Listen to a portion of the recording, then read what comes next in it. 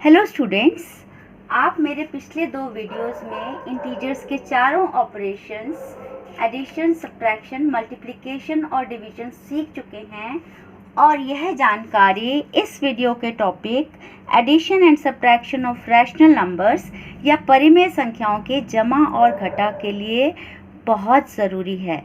बल्कि यह कहना भी गलत नहीं होगा कि यदि आपको इंटीजर्स के चारों ऑपरेशंस नहीं आते तो आप रैशनल नंबर्स के सम्स कभी सॉल्व नहीं कर सकते। इसलिए यदि आपने इंटीजर्स पर मेरे यह 2 वीडियोस नहीं देखे अभी तक तो पहले उन्हें देखिए।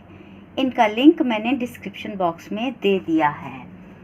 अब इन सम्स को कैसे सॉल्व करते हैं, आइए कुछ एग्जांपल्स की हेल्प से सीखते हैं। जब भी हमें रैशनल नंबर्स के एडिशन या सब्ट्रैक्शन करनी होती है तो सबसे पहले हम उनके डिनोमिनेटर्स का एलसीएम निकालते हैं। यहाँ पर दोनों नंबर्स का डिनोमिनेटर्स 10 और 10 हैं, तो 10 और 10 का एलसीएम होता है 10। लाइन लगा के हम एलसीएम लिख देते हैं और जब भी डिनोमिनेटर्स और एलसीएम सेम होता है तो हम न्यूमरेटर्स को बीच के साइन के साथ एज इट इज़ लिख देते हैं। अब 3 प्लस -7 होता है -4, तो -4/10 आया इस क्वेश्चन का आंसर। लेकिन क्योंकि रैशनल नंबर्स को हम हमेशा लोएस्ट टर्म्स में लिखते हैं तो इसको सिंप्लीफाई करके हम लिखेंगे -2/5। ये हो गया इस क्वेश्चन का answer. I hope it is clear. Next question में देखिए, यहाँ एक डिनोमिनेटर नेगेटिव है, तो जब भी कोई डिनोमिनेटर नेगेटिव होता है तो पहले हम उस नंबर के न्यूमरेटर और डिनोमिनेटर दोनों का साइन बदलकर डिनोमिनेटर को पॉजिटिव बनाते हैं। तो पहले हम यहाँ पर इन दोनों के साइन बदलकर इस नंबर को लिखेंगे 15/13 -27/13। अब क्योंकि हमने डिनोमिनेटर्स का एलसीएम लेना है तो बताइए 13 और 13 का एलसीएम क्या होगा। जैसा कि आपने पिछले क्वेश्चन में देखा 10 और 10 का एलसीएम 10 था, तो 13 और 13 का एलसीएम भी 13 ही होगा। और क्योंकि डिनोमिनेटर्स और एलसीएम सेम है तो न्यूमरेटर्स को हम एज इट इज़ लिख देंगे 15 -27। अब इसको सॉल्व करने के लिए हम लिखेंगे 15, सब्ट्रैक्शन को बदलेंगे एडिशन में और जो 27 है उसका लिख देंगे ऑपोजिट -27 और 15 प्लस -27 आएगा -12 और इस क्वेश्चन का आंसर हो जाएगा -12/13।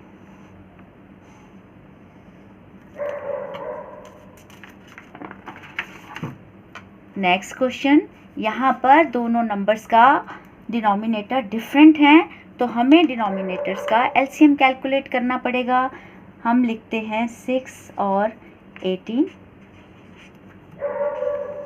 सबसे पहला प्राइम नंबर लिया 2, उससे डिवाइड किया 6 को आया 3 और 18 को डिवाइड किया आया 9। अब मुझे ऐसा नंबर चाहिए जिससे 3 और 9 दोनों डिवाइड हों। हम लेंगे 3, 1 और 3 मिला। अब 1 और 3 किसी सेम नंबर से डिवाइड नहीं होते, इसलिए इस प्रोसेस को हम यहाँ स्टॉप कर देंगे और इन नंबर्स को मल्टीप्लाई करके आएगा एलसीएम। तो एलसीएम हुआ 2 × 3 × 3 = 18। तो यहाँ पर हम एलसीएम लिख देंगे 18। अब हम क्या करते हैं, एलसीएम को डिनोमिनेटर से डिवाइड करते हैं और जो नंबर आता है न्यूमरेटर को उस नंबर से मल्टीप्लाई करते हैं। तो 18 को 6 से डिवाइड किया, हमें मिला 3, तो -7 को हम 3 से मल्टीप्लाई करेंगे, बीच का साइन प्लस लिखेंगे। फिर 18 को 18 से डिवाइड करेंगे, हमें मिलेगा 1, तो 5 को 1 से मल्टीप्लाई कर देंगे। अब -7 इंटू 3 हो गया -21, 5 इंटू 1 हो गया 5/18। अब -21 प्लस 5 हो गया -16/18। जैसा कि मैंने पहले कहा था कि रैशनल नंबर्स को लोएस्ट टर्म्स में लिखते हैं या परिमेय संख्या को उसके न्यूनतम पदों में लिखते हैं, तो हम इनको कैंसिल करके लिख देंगे, दोनों को 2 से डिवाइड करेंगे, हमें मिलेगा 8/9, जो कि इस क्वेश्चन का आंसर है। अब बढ़ते हैं अगले क्वेश्चन की ओर। यहाँ पर भी दोनों डिनोमिनेटर्स अलग अलग हैं, इसलिए हमें इनका एलसीएम लेना पड़ेगा। तो 9 और 16 का एलसीएम लेते हैं। 9, 16। यदि मैं नंबर 2 लेती हूँ तो उससे केवल 16 डिवाइड होता है, 9 डिवाइड नहीं होता। हमें वो नंबर चाहिए जिससे ये दोनों नंबर्स डिवाइड हों, तो 2 तो रिजेक्ट हो गया। यदि 3 लेते हैं तो 3 से सिर्फ 9 डिवाइड होता है, 16 डिवाइड नहीं होता। तो बच्चों, क्या कोई ऐसा नंबर है जिससे 9 और 16 डिवाइड हों? नहीं, आप जानते हैं ऐसा कोई नंबर नहीं है जिससे 9 और 16 दोनों डिवाइड हों, क्योंकि 9 और 16 को प्राइम्स हैं। तो जब हम दो को प्राइम्स का एलसीएम निकालते हैं तो हम उनको मल्टीप्लाई करके उनका एलसीएम निकाला जाता है। तो 9 और 16 का एलसीएम हो गया 144। तो जैसा कि मैंने पिछले क्वेश्चन में किया था, हमने यहाँ पर लिख दिया एलसीएम 144। अब 144 को 9 से डिवाइड करेंगे, हमें मिलेगा 16। तो इस -4 को 16 से मल्टीप्लाई कर देंगे, बीच का साइन माइनस लिखेंगे। 144 को 16 से डिवाइड करेंगे, हमें मिलेगा 9। तो -9 को 9 से मल्टीप्लाई कर देंगे। अब -4 इंटू 16 हो गया -64, -9 इंटू 9 हो गया -81 अपॉन 144। अब इसको सॉल्व करने के लिए हम पहला नंबर लिखते हैं वैसे का वैसे, सब्ट्रैक्शन के साइन को बदलते हैं एडिशन के साइन में, और जब नंबर सब्ट्रैक्ट हो रहा था उसका लिख देते हैं ऑपोजिट। तो -81 का ऑपोजिट लिख दिया 81 अपॉन 144। बच्चों, कुछ बच्चे इसे इस तरह से करते हैं कि माइनस माइनस प्लस हो गए, तो यहाँ पर प्लस आ गया। आप इसे वैसे भी कर सकते हैं। तो -64 प्लस 81 हुआ 17 अपॉन 144। ये हो गया इस क्वेश्चन का आंसर। नेक्स्ट क्वेश्चन, यहाँ देखिए एक डिनोमिनेटर नेगेटिव आ गया, तो क्या करेंगे? पहले इस नंबर के न्यूमरेटर और डिनोमिनेटर दोनों का साइन बदलकर डिनोमिनेटर को पॉजिटिव बनाएंगे। तो यहाँ हमें लिखना होगा 5/12 प्लस -9 अपॉन 20। अब 12 और 20 का एलसीएम लेने के लिए हम 12 और 20 को प्राइम नंबर से डिवाइड करेंगे। पहला प्राइम नंबर लेते हैं 2, तो ये आया 6, और 20 को 2 से डिवाइड किया आया 10। फिर 2 से डिवाइड करते हैं तो 6 को डिवाइड करके मिला 3, और 10 को डिवाइड करके मिला 5। अब मुझे एक ऐसा नंबर चाहिए जिससे 3 और 5 दोनों डिवाइड हों। क्या कोई ऐसा नंबर है जिससे 3 और 5 दोनों डिवाइड हों? आप जानते हैं ऐसा कोई नंबर नहीं है। 3 और 5 तो दोनों खुद प्राइम नंबर्स हैं।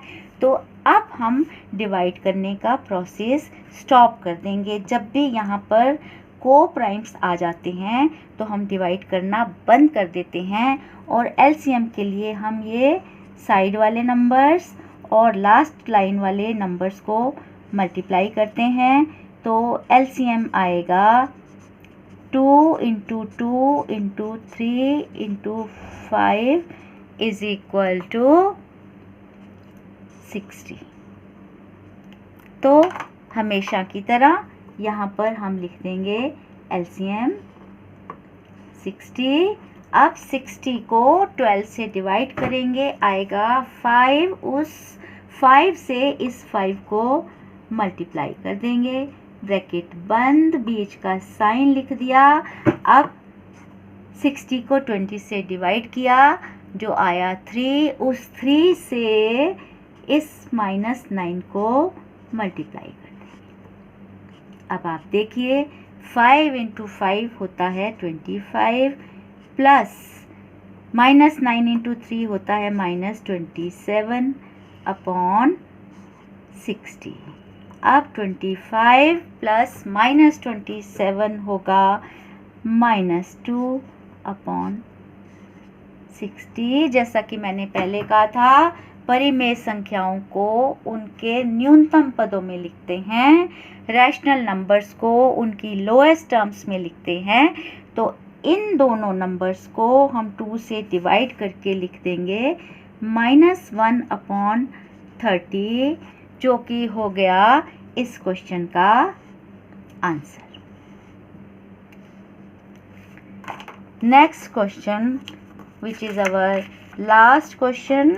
यहाँ पर मैंने 3 टर्म्स ली हैं, डिनोमिनेटर्स अलग अलग हैं, इसलिए हमें डिनोमिनेटर्स का लेना पड़ेगा एलसीएम। तो 5, 4 और 15 का एलसीएम लेने के लिए यदि मैं नंबर लेती हूँ 2, तो 2 से सिर्फ 4 डिवाइड होता है, 5 और 15 डिवाइड नहीं होते, 2 रिजेक्ट हो गया। यदि मैं नंबर लेती हूँ 3, तो 3 से सिर्फ 15 डिवाइड होता है, 5 डिवाइड नहीं होता, 4 डिवाइड नहीं होता। तो हम कौन सा नंबर लेंगे जिससे कम से कम 2 नंबर्स डिवाइड हो सकें? वो नंबर होगा 5। तो 5 को 5 से डिवाइड किया, आया 1, 4 को तो 4 ही लिखना पड़ेगा, और 15 से 15 को डिवाइड करेंगे 5 से तो आएगा 3। अब यहाँ पर मेरे पास नंबर्स हैं 4 और 3। मुझे एक ऐसा नंबर चाहिए जिससे 4 और 3 दोनों डिवाइड हों। आप जानते हैं कि 4 और 3 को प्राइम्स हैं, ऐसा नंबर कोई नहीं है। तो जब भी ऐसी सिचुएशन आए कि यहाँ पर आपके पास को प्राइम्स हों, तो आप डिवाइड करना बंद कर दीजिए, और एलसीएम के लिए ये जो साइड के नंबर्स हैं और लास्ट लाइन के नंबर्स हैं, इनको मल्टीप्लाई कीजिए। तो एलसीएम हो गया 5 × 4 × 3 इज इक्वल टू 60। तो हमेशा की तरह लाइन लगाकर हम यहाँ एलसीएम लिख देंगे 60। अब 60 को 5 से डिवाइड करेंगे, आएगा 12, और 3 को इस 12 से मल्टीप्लाई कर देंगे, प्लस 60 को 4 से डिवाइड करेंगे, आएगा 15, तो 5 को 15 से मल्टीप्लाई करेंगे, बीच का साइन माइनस लिखा जाएगा, और 60 को 15 से डिवाइड करेंगे, आएगा 4, तो 7 को 4 से मल्टीप्लाई कर देंगे। अब देखिए 3 × 12 हो गया 36, प्लस 5 × 15 हो गया 75, -7 × 4 हो गया 28 अपॉन 60। इसको सिंप्लीफाई करने के लिए 36 प्लस 75, सब्ट्रैक्शन के साइन को बदला एडिशन के साइन में, और 28 सब्ट्रैक्ट हो रहा था उसका लिख दिया ऑपोजिट -28 अपॉन 60। इन तीनों नंबर्स को सॉल्व करके हमें मिलेगा 83 अपॉन 60। अब 83 अपॉन 60 में आप देख रहे हैं न्यूमरेटर बड़ा है, डिनोमिनेटर छोटा है, तो यह एक इम्प्रॉपर फ्रैक्शन है।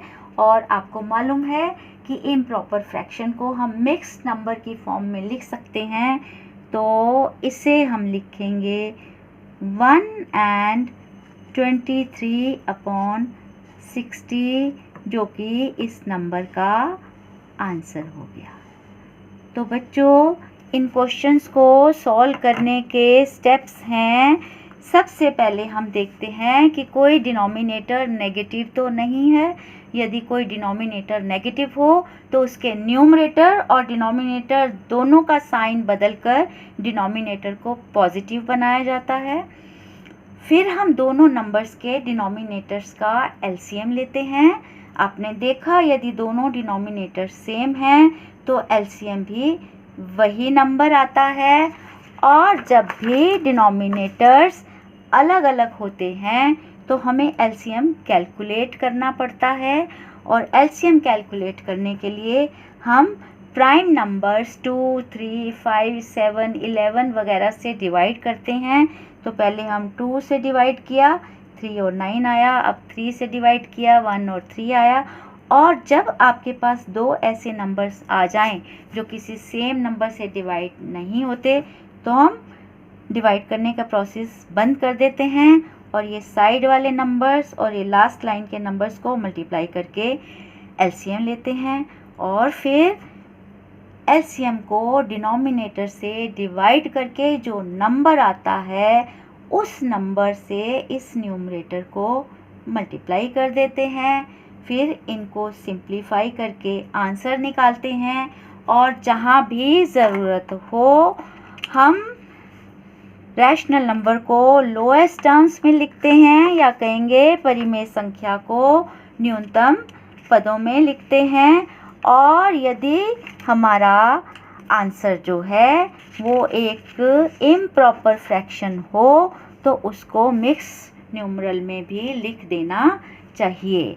तो बच्चों, आपकी प्रैक्टिस के लिए मैंने एक क्वेश्चन बैंक और उसके आंसर्स की पीडीएफ का लिंक डिस्क्रिप्शन बॉक्स में दे दिया है। आप इस वीडियो को 2 या 3 बार ध्यान से देखिए। जब आपको ये सम सॉल्व करने आ जाएं तो क्वेश्चन बैंक खोलकर क्वेश्चंस सॉल्व करना शुरू कीजिए। साइड बाय साइड अपने आंसर्स चेक कीजिए। यदि आपके आंसर्स सही आते हैं तो वेरी गुड, और यदि कोई आंसर गलत आता है तो पहले खुद देखिए आपसे क्या गलती हुई है। ज़रूरत पड़े तो अपने फ्रेंड्स की, अपने टीचर्स की हेल्प लीजिए और अपनी गलतियों का सुधार कीजिए। बच्चों, प्रैक्टिस करते करते एक टाइम ऐसा ज़रूर आएगा जब आप इन क्वेश्चंस को सॉल्व करने के माहिर हो जाएंगे। तब ना केवल आपका कॉन्फिडेंस बढ़ेगा बल्कि अलजेब्रा के क्वेश्चन सॉल्व करने में आपको बहुत हेल्प मिलेगी। तो बच्चों, इसी तरह से मेहनत करते रहिए, आगे बढ़ते रहिए। मिलेंगे मेरे अगले वीडियो में किसी नए टॉपिक को सीखने के लिए। तब तक के लिए goodbye and good luck.